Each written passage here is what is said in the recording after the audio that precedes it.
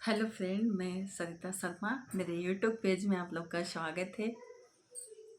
और मैं 3-4 दिन हो गया, 4-5 दिन हो गया मैं वीडियो नहीं डाला।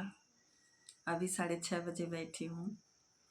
गई थी बाहर कहीं, तो आई कल आई थी, तो मैं सोचा कि आज एक छोटा सा बनाती हूँ, तो आप लोग सुनिए। सासु जो बैठेली अंगना बिरह बोलिया, बोल बिरह बोलिया बोलेली हो। बहुअर तुहर ही भैया आई गईल त कुछु नाही लैल त कुछु नाही लैल ये हो।